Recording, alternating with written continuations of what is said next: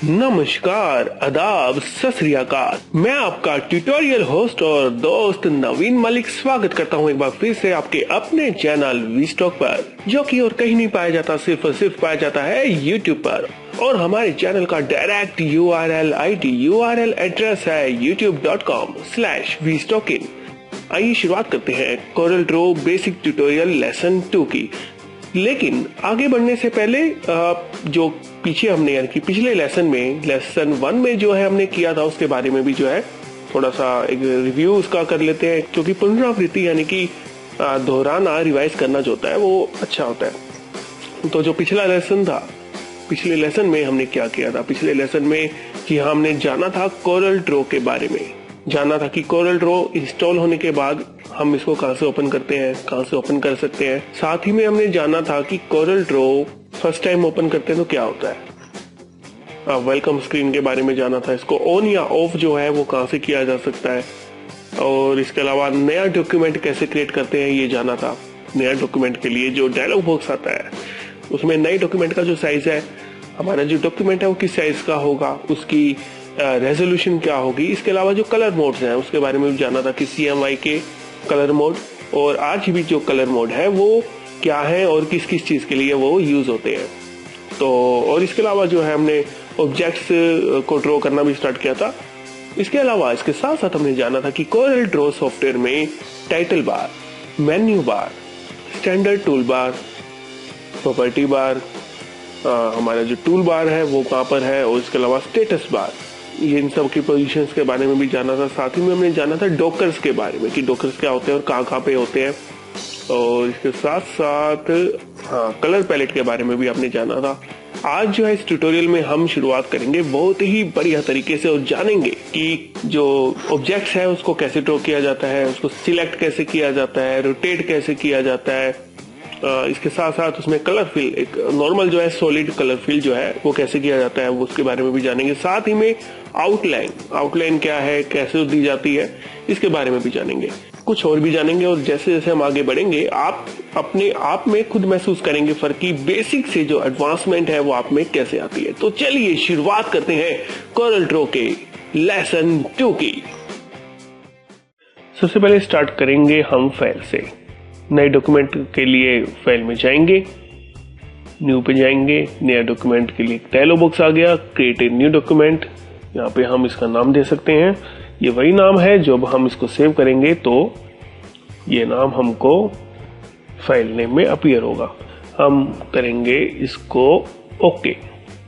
और देखिए ये हमारा एक नया डॉक्यूमेंट जो है इस टाइम वो क्रिएट हो चुका है और इसकी जो हाइट और विड्थ है वो है 8.5 by 11। अब जो क्रिएट हो गई वहां पे ऐसा तो नहीं कि ये चेंज नहीं हो सकता, ये चेंज हो सकता है। यदि आपने इसको चेंज करना है, सपोज कीजिए इसको आपने देना है 7/7, तो ये विड्थ इसकी 7 और ये भी हाइट भी इसकी 7, तो 7/7 करेंगे तो देखिए 7 इसकी विड्थ होगी और 7 इसकी हाइट होगी। और ये आए हैं यहाँ पे इंचेस में। यदि आप चाहते हैं इसकी को यहाँ पे पिक्सल्स में कन्वर्ट करना तो भी आप यहाँ पे कर सकते हैं। सपोज कीजिए 1000/200 पिक्सल्स अगर आप वेब के लिए काम करना चाह रहे हैं। तो ये तो खैर एक एग्जांपल है, तो फिलहाल मैं इसको इंचेस में लेके 7/7 करता हूँ और देखिए 7/7 का जो डॉक्यूमेंट है वो एक ये क्रिएट हो चुका है। ये जो बाउंडिंग बॉक्स है वो ये दिखा रहा है, देखिए ड्रॉप शेडो भी है। ये जो है 7/7 का जो एक डॉक्यूमेंट है वो क्रिएट हो चुका है। ये पूरे का पूरा खैर वर्क स्पेस एरिया बार है, हम उसमें कुछ भी कहीं पे भी ड्रॉ कर सकते हैं। लेकिन जो हमारा फाइनली जो एक्सपोर्टेड एरिया होगा यानी कि जो एक्सपोर्ट होगा वो जो है ये एरिया होगा। इसके बाद जो है वो भी एक्सपोर्ट हो सकता है, पर ये चीज हमको ध्यान रखनी होगी फाइनल एक्सपोर्टिंग के टाइम की जो भी इसके अंदर की चीजें हैं वो जो भी इस डॉक्यूमेंट में है वो इसके अंदर ही हो, ताकि एक एक्चुअल साइज का जो डॉक्यूमेंट है वो एक्सपोर्ट हो सके। तो सबसे पहले मैं आपको बता दूं कि रेक्टेंगल टूल को हम ड्रॉ करना स्टार्ट करते हैं। देखिए किसी भी टूल को सबसे पहले सिलेक्ट करने के लिए क्या करना है, ठीक है, किसी भी टूल को सिलेक्ट करने के लिए हमें अपने माउस के कर्सर को देखिए ड्रैग करके माउस के कर्सर को उस टूल के ऊपर ले जाना। टूल के ऊपर जैसे ले जाएंगे तो ब्लू कलर का बाउंडिंग बॉक्स आ जाएगा, जो कि दिखाता है कि ये जो टूल है वो हाईलाइटेड है और पूरी तरह से तैयार है सिलेक्ट होने के लिए। सिलेक्ट करने के लिए क्या करना है, अपने माउस के लेफ्ट बटन को क्लिक करना है, प्रेस करना है। देखिए अब इसके बाद ये जो बाउंडिंग बॉक्स जो ब्लू कलर का था, वो जो हाईलाइटेड था, वो अब पूरी तरह से हाईलाइट होके व्हाइट में ऐसे लग रहा है ये प्रेस्ड हो चुका है, क्लिक जो है वो शो कर रहा है। देखिए अब वर्कस्पेस एरिया बार में आते हैं, क्योंकि ये सिलेक्ट हो चुका है। तो अब करना है लेफ्ट क्लिक माउस का और अपने लेफ्ट बटन को माउस के प्रेस करके रखना है और ये ऊपर से नीचे तक ड्रैग करना है और जो शेप हम बनाना चाहते हैं रेक्टेंगल की वो आप बना सकते हैं। ये देखिए फ्रीली जो है ये काम कर रहा है। ये चलिए ये तो हो गया रेक्टेंगल टूल। अब इसी को अगर हम कहें कि स्क्वायर यानी कि चौरस आकृति का बनाना है तो कैसे करेंगे। देखिए वो भी कर सकते हैं इसके पैरामीटर को चेंज करके। जैसे कि मैंने आपको बताया था कि ये जो है प्रॉपर्टी बार है, यहाँ पे देखिए ये प्रॉपर्टीज दिखा रहा है इसकी, ये एक्स और वाई कोऑर्डिनेट्स दिखा रहा है, इसके एक्स और वाई कोऑर्डिनेट इसके स्टार्ट होने के। देखें इसकी जो पोजीशन है ये उसकी वो दिखा रहा है, ये एक्स पोजीशन और ये वाई पोजीशन जो इसकी है वो दिखा रहा है। इसके अलावा जो ये है ये क्या दिखा रहा है, ये दिखा रहा है ऑब्जेक्ट का साइज। ये ऑब्जेक्ट का साइज, ये इसकी विड्थ, इसकी है हाइट, ये परसेंटेज में, और ये दिखा रहा है इंचेस में। देखिए इंचेस का ये जो है इन्वर्टेड कोमास वाला जो डबल कोमा है वो इंचेस का साइन भी यहाँ पे आ गया। चलिए इसको तो हम चेंज कर सकते हैं। इसके अलावा अगर ड्रॉ में ही अगर हम चाहें कि रेक्टेंगल टूल को सिलेक्ट करके सीधा ही स्क्वायर जो है वो ड्रॉ हो जाए तो उसके लिए क्या करना है। उसके लिए देखिए दो तरीके हैं। पहला तरीका क्या है, रेक्टेंगल टूल को सिलेक्ट करके जब हम उसको ड्रॉ करना शुरू करें तो कंट्रोल, जी हाँ कंट्रोल की को, अपने कीबोर्ड की कंट्रोल की को प्रेस रखना है, प्रेस करना है, उसको प्रेस रखना है। जी हाँ कीप इट प्रेस्ड एंड अब आप उसको ट्रैक करना स्टार्ट कीजिए, ऊपर से नीचे या फिर नीचे से ऊपर, आपकी मर्जी। देखिए अब ये जो है लेफ्ट और राइट जैसे जैसे आप ड्रॉ कर रहे हैं, देखिए ऊपर प्रॉपर्टी बार में भी जो है इसकी जो हाइट और विड्थ आपको शो हो रही है वो भी इक्वल डायमेंशंस में। ठीक है, इस बार जो हमने एरिया सिलेक्ट किया था, जो पॉइंट पे जिस पे क्लिक किया था उस पॉइंट को एक्सिस बना के इसने हम या तो वहां से ऊपर से नीचे या फिर नीचे से ऊपर तक ड्रॉ कर सकते हैं। एक तो हो गया ये तरीका। तीसरा तरीका क्या है, रेक्टेंगल टूल को दोबारा से सिलेक्ट करना है और इस बार जो अपने कीबोर्ड है, कीबोर्ड पे कंट्रोल और शिफ्ट, जी हाँ कंट्रोल और शिफ्ट जो कीज है उनको जो है प्रेस करे रखना है और अब अपने माउस के लेफ्ट बटन की हेल्प से इसको ड्रॉ करना है। देखिए इस बार जो एक्सिस है वो है सेंटर, यानी कि जो पॉइंट जो है जहां से हमने सिलेक्ट किया था ड्रॉ करना वो इसने लिया है सेंटर। ये तीन शेप्स हैं और ऑब्जेक्ट मैनेजर में देखिए दिखा रहा है ये पेज 1 और लेयर 1 पे आप देखें तो रेक्टेंगल 3 दिखा रहा है, यहाँ पे 3 रेक्टेंगल्स दिखा रहा है। देखिए ऑब्जेक्ट मैनेजर में जो भी ऑब्जेक्ट हम इस डॉक्यूमेंट में क्रिएट करेंगे और किस लेयर पे क्रिएट करेंगे वो सब इंफॉर्मेशन यहाँ पे ऑब्जेक्ट मैनेजर में यहाँ पे आपके सामने यहाँ पे दिखाई जाएंगी। अब हमेशा ये कोरल ड्रॉ जो है ये ऑब्जेक्ट मैनेजर का मतलब ये कि जो ऑब्जेक्ट को है वो मैनेज करता है और हम इन ऑब्जेक्ट्स को अलग अलग लेयर्स पे भी कर सकते हैं। बहरहाल यहाँ पे 3 रेक्टेंगल्स हैं और इनको सिलेक्ट कैसे करना है। देखिए ये टूल बार में सबसे ऊपर है पिक टूल, लेफ्ट बटन से क्लिक करना है, माउस के लेफ्ट बटन से क्लिक करके इसको सिलेक्ट कीजिए और इस पे क्लिक करेंगे तो ये सिलेक्ट हो जाएगा। और सिलेक्ट होने की जो निशानी है वो जो पहचान है वो ये है कि देखिए जो इसके ब्लैक कलर के जो ये बाउंडिंग बॉक्स जो है यहाँ पे आए हैं ये 1 2 3 1 2 3 यानी कि टोटल जो है कितने आए, जी हाँ ये जो आपको दिख रहे हैं जो ये बॉक्सेज हैं, छोटे छोटे बाउंडिंग बॉक्सेज हैं, इसको जो है ये इसलिए है, ये दर्शाते हैं कि ये ऑब्जेक्ट अब सिलेक्ट है। दूसरा ऑब्जेक्ट सिलेक्ट करने के लिए इस पे क्लिक कर सकते हैं और जो भी आपका ऑब्जेक्ट सिलेक्ट होगा वो यहाँ पे ऑब्जेक्ट मैनेजर में आपको दिखेगा। जी हाँ, देखिए अब जैसे ये सिलेक्ट है तो ये रेक्टेंगल सिलेक्टेड आपको दिख रहा है। आप चाहें तो ऑब्जेक्ट मैनेजर से भी इसको सिलेक्ट कर सकते हैं। अगर आप इन तीनों शेप्स को इकट्ठा सिलेक्ट करना चाहते हैं तो उसके लिए क्या करेंगे? यहाँ देखिए दो तरीके हैं। एक तो ये कि आप अपने माउस को यहाँ पे लाइए, माउस के कर्सर को माउस के लेफ्ट बटन को प्रेस करके ये एक तरह से ये मार्की जो है ये आप ड्रॉ कर सकते हैं और तीनों ऑब्जेक्ट जो कि उसके दायरे में आएंगे वो सिलेक्ट हो जाएंगे। ये देखिए दो को सिलेक्ट करने के लिए सिर्फ उतना ही हमने जो है मार्की जो उतना एरिया जो है वो सिलेक्ट किया।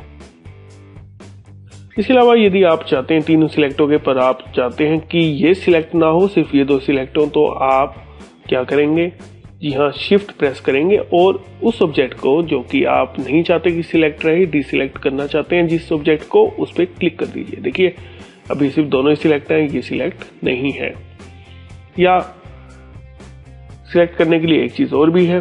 सबसे पहले एक ऑब्जेक्ट को सिलेक्ट कीजिए, उसके बाद जिस ऑब्जेक्ट को आपने सिलेक्ट करना है उसके लिए आप अपने कीबोर्ड का जो शिफ्ट की है कीबोर्ड की उसको प्रेस करे रखिए और अपने माउस के लेफ्ट बटन से उस ऑब्जेक्ट को सिलेक्ट करते जाइए जो आपको चाहिए, और जो नहीं चाहिए उसके ऊपर आप दोबारा से क्लिक कीजिए माउस का लेफ्ट बटन, देखिए, और वो अनसिलेक्ट हो गया, डीसिलेक्ट हो गया।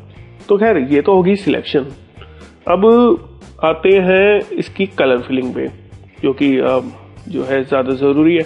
लेकिन इससे पहले एक चीज और जान लेते हैं। इससे पहले ये कि मैंने आपको बताया था कि ये जो है चीज, ये रेक्टेंगल बनाया, इसकी हमने आपको प्रॉपर्टीज बताई थी। देखिए ये इसका साइज आ रहा है। अगर आप इसका साइज अपने हिसाब से डिफाइन करना चाहते हैं, यानी कि कुछ भी देना चाहते हैं, तो वो आप दे सकते हैं। जैसे 5/3 इंच देना चाहते हैं तो ये देखिए आप ये भी दे सकते हैं। अब ये 5/3 इंच का जो है रेक्टेंगल है, इसको 3/2 भी आप कर सकते हैं। और इसके अलावा यदि ये जो स्क्वायर जो रेक्टेंगल बना है, ये शेप बनी है, इसको भी आप देखिए इसको छोटा बड़ा भी कर सकते हैं। छोटा बड़ा करने के लिए क्या है, देखिए ये मैंने माउस का कर्सर ले जाके इसको किया सिलेक्ट, और देखिए जिस साइड से आपको छोटा या बड़ा करना है आप ये माउस इस ऑब्जेक्ट पे ये कर्सर ले जाइए और ये देखिए ये अगर आप जैसे यहाँ पे लाते हैं तो ये जो शेप जैसे ये बन गई तो ये दर्शाती है कि ये अब तैयार है।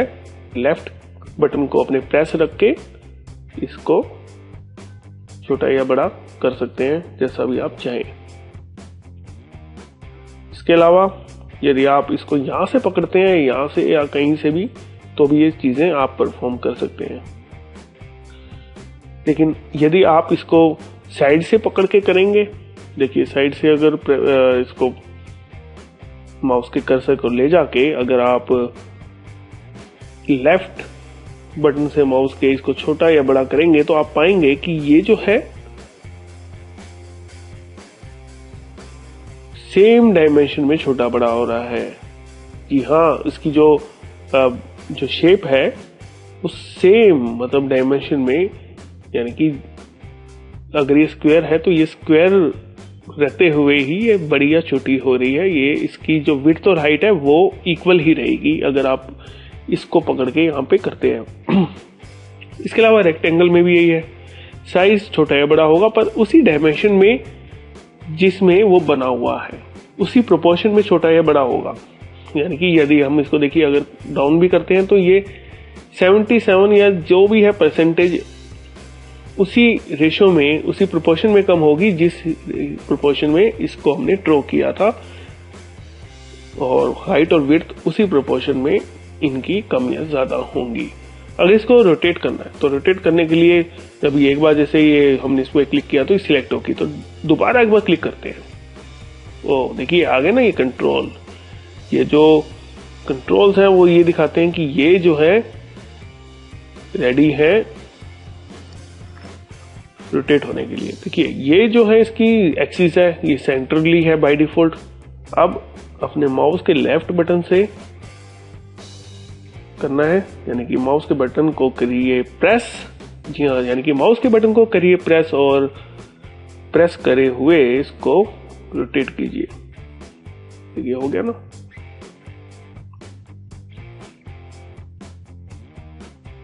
इसमें कलर फिल नहीं है तो कलर आप फिल कर सकते हैं। कलर फिल करने के लिए जस्ट इसको क्लिक करना है, पैलेट में जो भी आपको कलर सही सा दिख रहा है उसको आप क्या कर सकते हैं, लेफ्ट अगर क्लिक करेंगे तो इसमें फिल हो जाएगा, और राइट अगर क्लिक करेंगे यानी कि माउस के राइट बटन से क्लिक करेंगे तो वो इसकी आउटलाइन बन जाएगी।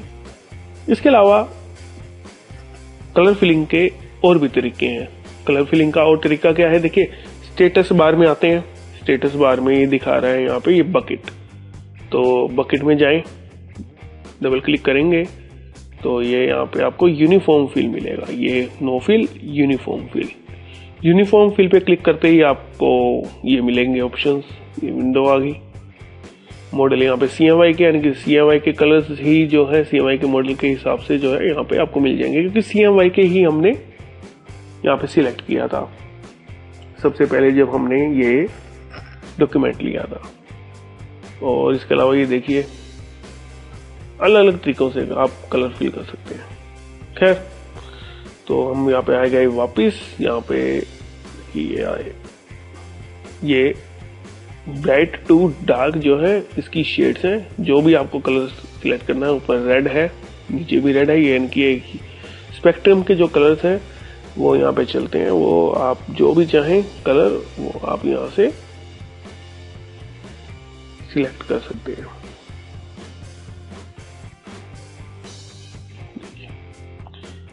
देखिए RGB करते ही कलर्स का कितना डिफरेंस आता है, इसलिए जो मोड आप मतलब जिस चीज के लिए चाहते हैं, अगर यदि आप प्रिंटिंग के लिए यूज कर रहे हैं तो प्रिंटिंग के लिए तो CMY के ही रहना जरूरी है। और जो कलर आपने सिलेक्ट किया वो करने के बाद ओके कीजिए। आपके पास देखिए ये आ गया। इस हिसाब से इसके लिए भी आप कलर अगर आपने करना है तो उस पर जाइए और कलर कोई सा भी जो भी आपको ठीक लगे वो आप चूज कर सकते हैं।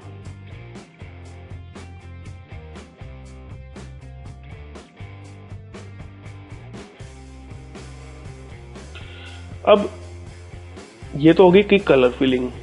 अब ये जो लाइन है आउटलाइन, आप इसको चाहें तो डिसेबल भी कर सकते हैं। देखिए इसको डिसेबल करने के लिए आखिर क्या करना है, इसको डिसेबल करने के लिए आपको करना क्या है वो बताते हैं आपको। देखिए इसके लिए आपको ये देखिए ये जो कलर पैलेट डिफॉल्ट पैलेट है, इसके ये जो क्रॉस बना हुआ है इसका मतलब होता है नो फिल। अगर हम इसको लेफ्ट क्लिक करते हैं, यानी कि लेफ्ट बटन से क्लिक करते हैं तो नो फिल काम करेगा इसकी इंटरनल फिलिंग पे, यानी कि ऑब्जेक्ट फिलिंग पे।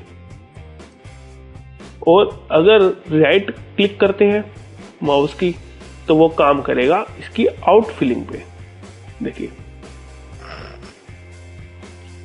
जिस हिसाब से हम फिल करने के लिए कलर फिल करने के लिए लेफ्ट या राइट का इस्तेमाल करते हैं कि लेफ्ट माउस के लेफ्ट क्लिक से होगी इसकी filling, internal filling, object filling जिसको कहते हैं, और राइट क्लिक से होगी आउटलाइन कलर फिलिंग।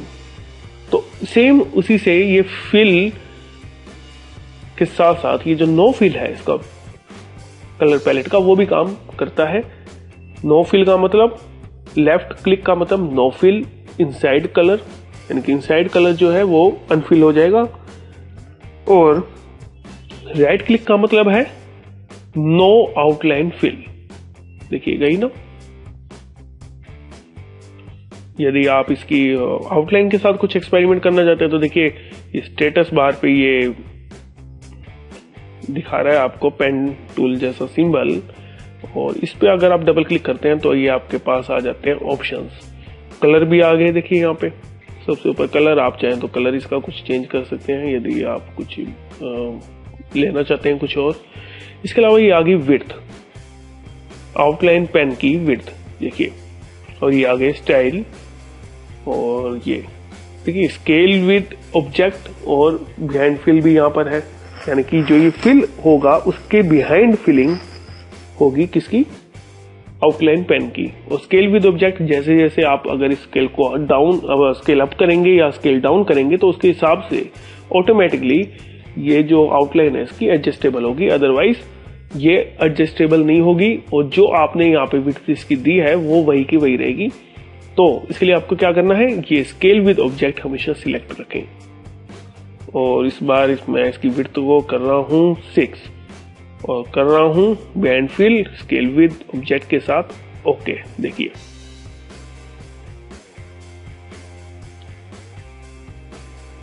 ये उसके ऑब्जेक्ट के हिसाब से ये एडजस्ट हो रही है। और यदि मैं इसको ये नहीं करता और फिर करता हूं ये देखिए स्केल डाउन किया तो हुआ क्या कि इस बार मैंने जो है स्केल विद ऑब्जेक्ट नहीं किया था सिलेक्ट, और विड्थ जो है और जो विड्थ है वो वही की वही रही। तो इसलिए इसको स्केल विद ऑब्जेक्ट करना हमेशा ही जरूरी है, अदरवाइज जो है आपका ऑब्जेक्ट जो है वो तो छोटा हो जाएगा पर उसकी जो आउटलाइन है वो वही की वही रहेगी। अब सेम प्रोपोर्शन में यदि आप चाहते हैं कि इसकी आउटलाइन भी उसके साथ साथ छोटी या बड़ी हो, एडजस्ट हो, तो आप स्केल विद ऑब्जेक्ट जो है हमेशा सिलेक्ट कीजिए। इसके अलावा आउटलाइन में ऑप्शंस और भी हैं, जैसे इसकी स्टाइलिंग्स दे रखी हैं, आपने डॉटेड लाइन देनी है, डॉटेड का गैप बढ़ाना है, या और भी स्टाइल की अगर जैसे है वो देनी है तो वो भी आप यहाँ पे ले सकते हैं। ये देखिए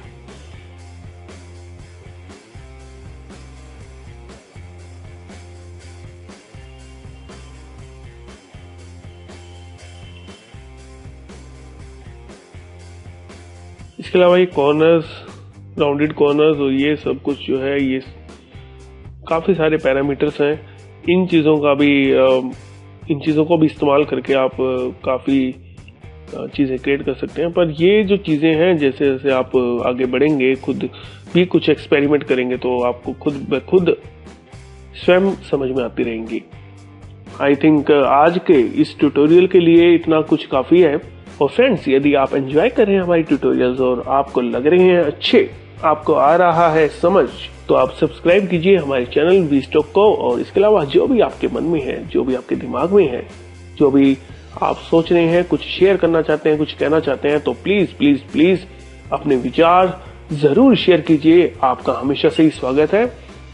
इसके साथ आपका ये होस्ट और दोस्त नवीन मलिक आपसे कहता है गुड बाय, लेकिन इस वायदे के साथ कि फिर मिलेंगे दोबारा सिर्फ और सिर्फ वीस्टॉक पर, जो कि पाया जाता है सिर्फ यूट्यूब पर।